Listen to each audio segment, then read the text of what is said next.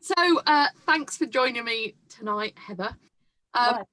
This is actually a bit of a sad one that we'll come back to because it was your event that was the I last know, and that's night out a before lot of, lockdown for me.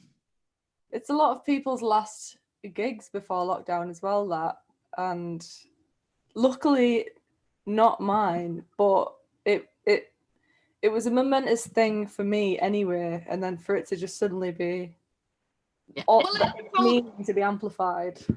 tell you what, let's talk about that now. It didn't wait. Yeah. It was my last gig. It was the last night out that I had, and tell the people about the event that you curated. So, Girl was initially an idea created by Basecamp and the lovely folk there, including Carmel and Graham Ramsey and Aaron Live, who's an absolute legend in Teesside as well. And they asked me to play it the first year round, but I think I was going to see like Sleaford Mods or something that night. There was some like really naff reason why I was not going to be able to make it, and I remember thinking, Seeing Sleaford Mods is enough reason not to.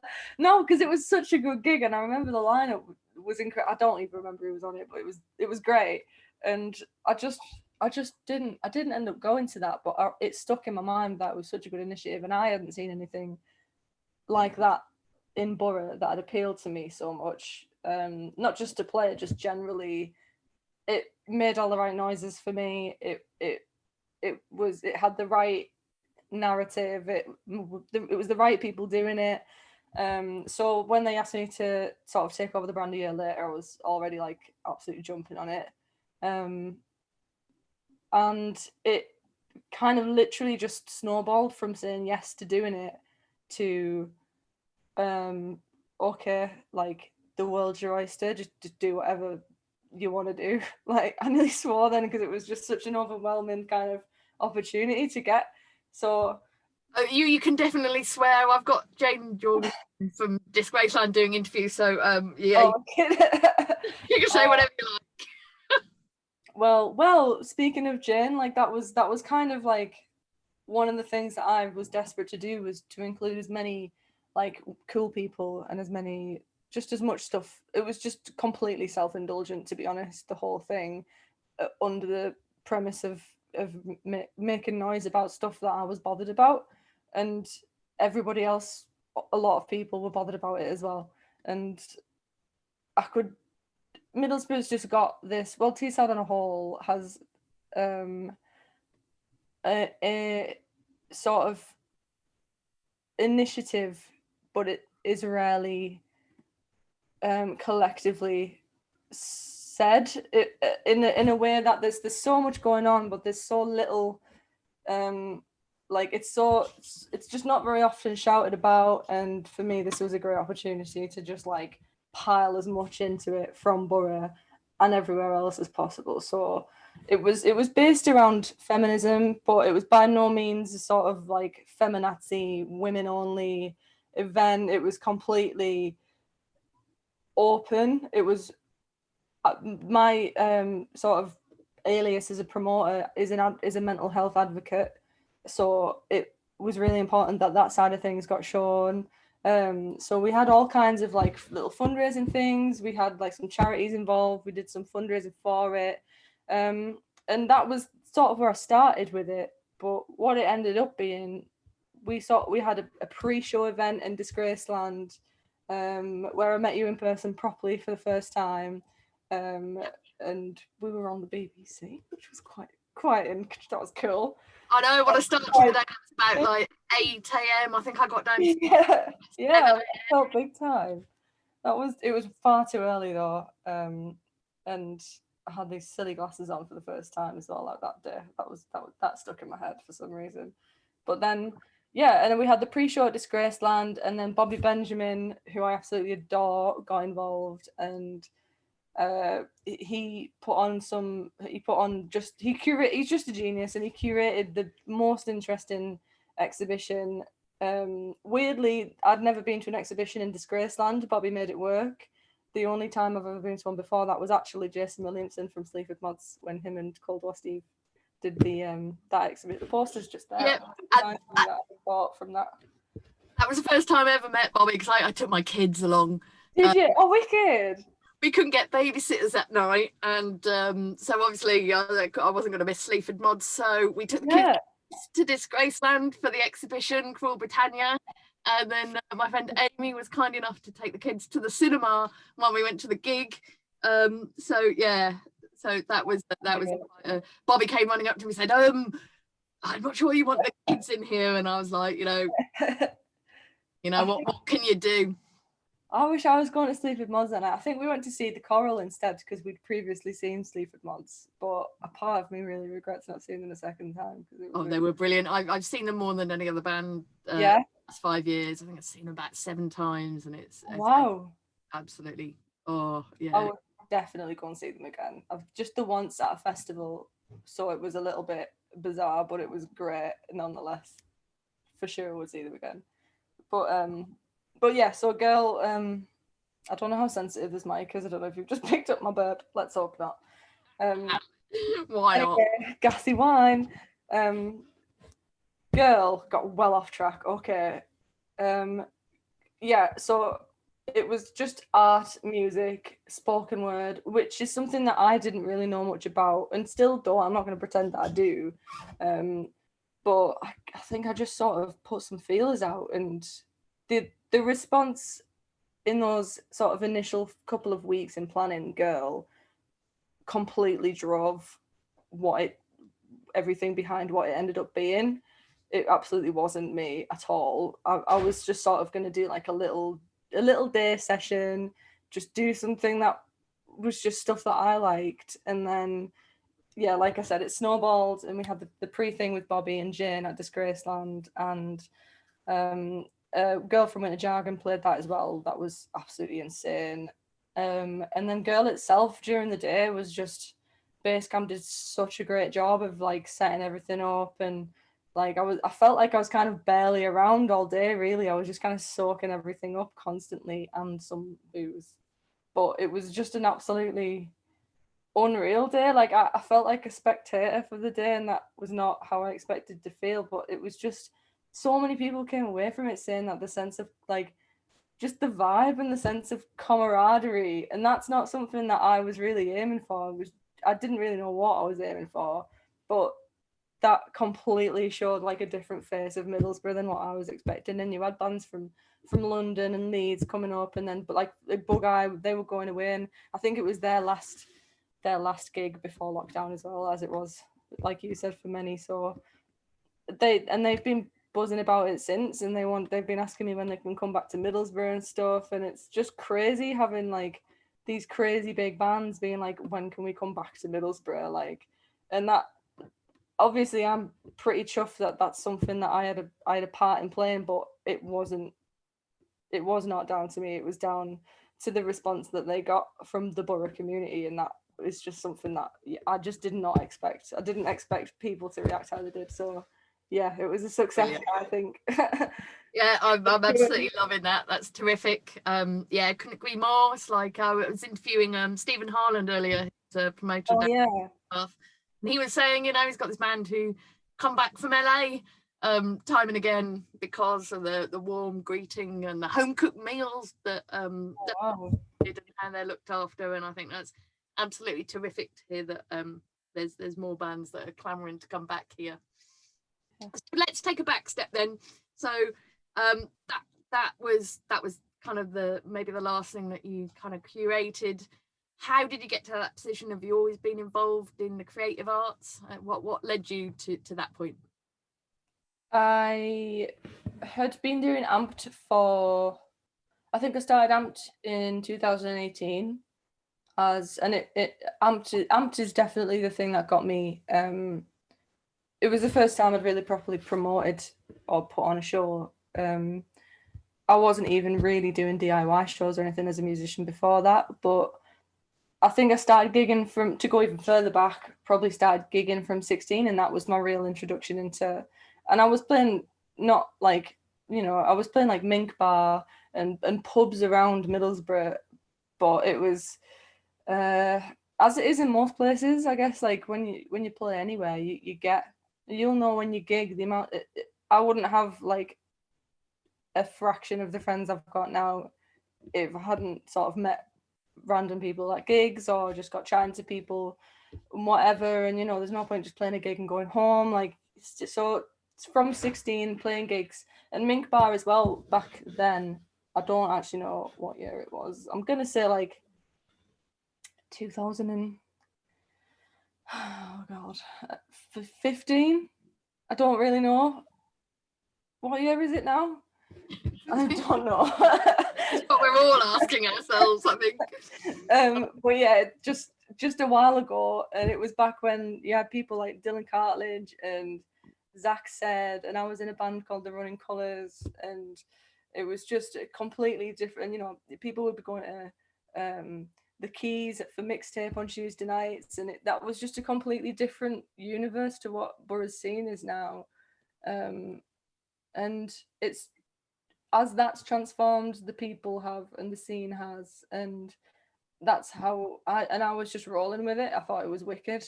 I don't see why anybody would say Borough doesn't have a scene, because I've heard that before, and it totally does. And especially like the amount of promoters that are actually in Teesside, it made me want to go and do it. As I got I was gonna say a little bit older. I mean, when I was like 18, I went off to uni in Newcastle and had 3 years of experience in their music scene, and then came back to Borough, and it changed again, and I just was more motivated to get into it, because I didn't do like a music related. I hadn't even passed music GCSE at school, so I hadn't gone on and studied music or anything like that. So I was like relying on like external extracurricular, just vocational things to get me my fix of gigs, I guess, and anything live music based or anything anything. So when I came back to Borough, got completely immersed in it and started Amped, which is an idea that I got at uni, just to advocate mental health at gigs, and that's it really. Like literally just Amped, I've got to thank for the last sort of 2 years have probably been the most intense in terms of my involvement in Teesside like cultural stuff. But before that, it was just meeting people and just riding the wave of Borough's scene, and it's a fucking massive wave, and people don't actually realise that, I don't think. But yeah, just through gigging, I guess. I mean, this is part of the reason for my project, I suppose, for anybody here to become aware of how much is going on, and for people from the outside to actually, just put Teesside on the map. Yeah, get it spelled with 2 S's even. That would be great. I did an interview. I was doing a podcast last week, and I got into somebody from Tyneside, and then when they put it out as Teesside with 1 S. But they're really, really good people, and they'll never make that mistake again. So that how do you pronounce that? Is that like Teesside, or is that like a? I don't know. It's one of life's great mysteries. So tell us a little bit about Amped for people who don't know. Amped stands for attending music performances together, and there's not really any set rules. Like there's not a big mission statement. There's no sort of I don't know, commercialized paragraph. There's no elevator pitch for me to give you with Amped. It's literally just putting gigs on, and maybe the least we'll do is raise a bit of money. We'll have some collection buckets or something for Mind, or we will do something like the Amped All Day, where I think that was actually the first thing I ever did with Amped, and there was all sorts going on for that, including the kind of like cliche like raffles and stuff like that. But I kind of love a raffle, so I'm feeling raffles left, right, and centre. But other than that, there was also most of the bands played for free, and again we had like the Strawberries coming over from Leeds and stuff, and they're another band who asked to come back. Like they asked if I could put another show on for them, and that was in the West Garth as well. And the West Garth, I could literally talk for like a decade about how much the West Garth means to me. And with the Amped All Day, there was no other place to do it other than the West Garth. So it was a great starting point as well. And I know for a fact, it's so weird that you said you interviewed Steve earlier, because I was completely doing his head in with the Amped All Day. Like, I'd never put a show on before. I was completely like just harassing him with questions constantly. And yeah, but when I first started Amped, I was going to people like Aaron and Andy Carr and Henry Carden for advice on like how do you music, how do you even put on a show? Like, I don't even know what to do. And it was so much easier than I anticipated it. Like, it really wasn't. Literally anybody could do it, and that's not putting down the amazing promoters that are already out there. That's me saying like not enough people are doing it. Like, it's too easy to put a show on, making it a massive success, like the Kids of Solid Gold and people like Butterfly Effect or God, I've gone a blank now. Famous Last Words and Into Tomorrow, like all these other amazing Teesside promoters. It takes years to do it really well, but just doing it is such a good feeling. It's worth doing, even if you get like 5 people turn up, like. So, and that's why Amped is a thing, just because it's just a bit of fun, really. It's not. I guess that might be how a lot of people start out, but Amped is just for the crack and for spreading the good word of gig and gigs. God, I've had a long word. I wish I was more eloquent at this time. But no, it's really interesting what you're saying, because that's one thing that I really found in Teesside that I haven't really found elsewhere, is that how willing people are to teach other people how to go about things. It's like at the auxiliary, one thing that I really love is that they're really, really keen to help people put on events at first, but then like hand it all over to them, like teach them, this is how you put it, this is what you need to do, here are the keys. Mm-hmm. And remember the first time I interviewed Aaron, you know, him saying like he's got a record label, but he wants to really teach other people how to set up and run a record label. It's not like people are kind of possessive of their little domain. People do genuinely want to help one another, and I think that's a really fantastic thing that we've got going here. Yeah, and just touching on the auxiliary, like I love those people too much. Like, I did a pre-Amped All Day show with them and Oilbirds, and it was just immense. It was just absolutely immense. And Liam is so lovely, and like you said, just so helpful. And you're right that there is that camaraderie in the borough, that it's because I live in Manchester. It's so scarily huge, and there's no idea of anywhere where to start, or if anybody's even going to be nice to you when you try and put your foot in the door. But Middlesbrough I've not found that anywhere else either. Like, it's not in Newcastle as well. Like, it's very easy to it's very easy to get on with people in the northeast, but it's something else to just dish out your knowledge that you've earned left, right, and centre to anybody. And I think that is a Teesside quirk, and it works. Yeah, absolutely. I've been involved in a lot of scenes, and I think that's one of the things that has made this so very close to my heart, and where I want to be and where I want to put all my energy. So I suppose we're going to have to circle back now and come back to the lockdown and how's it affected you? Have you been able to get anything done? And, you know, and what kind of hopes have you got for when we come out of this? Lockdown is like been bizarre, but I think from a personal perspective, I was working for an events company, and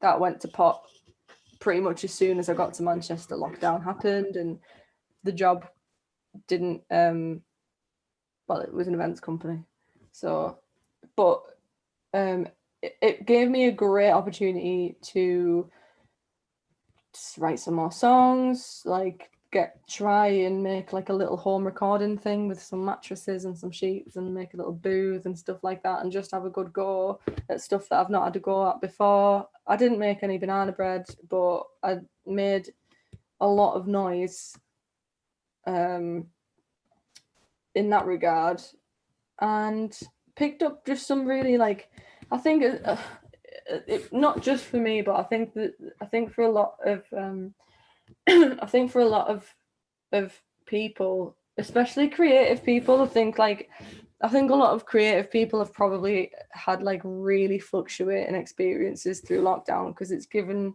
a really good opportunity to explore a lot of things, but it's also like stunted external sort of projection of it, and there's the obvious things of completely like collapsing people's ability to work as for professional musicians and professional creatives. But I mean, just for me personally, I think I've been okay in terms of I've managed to get like another job and stuff like that I can work from home, and I'm drinking wine by 5:30, and I absolutely love that element of it. But obviously, every gig goer and every musician is and anybody who's creative, I'm just going to umbrella the term, because there's too many people that are suffering. They are suffering, and there's I think for Amped it's going to be, I mean, my initial plan was when I moved here would be to start Amped up over here and continue it in Teesside. Because when I did Girl, I was actually already living in Manchester, and I would be like driving home for a weekend just to dish out flyers at the Orange Pit Market and just like promoting it as best I can. And I think a few people thought I was a bit insane for doing that, but it was just an excuse to get back into Middlesbrough and see my mates and like go to some gigs back at home and stuff. And I'll still take that opportunity as soon as it arises, especially as soon as lockdown's lifted, and well, getting out of tier 3 or whatever tier anybody's in anymore. I don't even know. I don't even know. I think it might be the same at the moment, but hopefully it won't be. But yeah, and as well, like Amped is something that I feel like I'm gonna have for a long time, so I'm not in a rush to get. It's never been about making money or anything, so I'm not in a rush to kind of, it's not a living for me, but for a lot of people it really is. So I think I've just got my fingers crossed for everybody that needs gigs as soon as, like, everybody that needs it. That's all you can do.